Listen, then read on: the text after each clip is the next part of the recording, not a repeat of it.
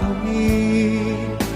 Hindi tayo pababayaan ng Diyos sa langit. Humanalig ka sana, ikaw ay di nag-iisa't karamay siya. Oh, oh.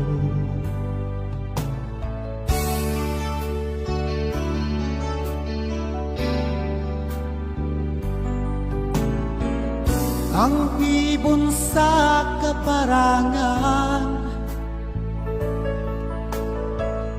minsan may di kinaligdan, higit kanyang minamahal.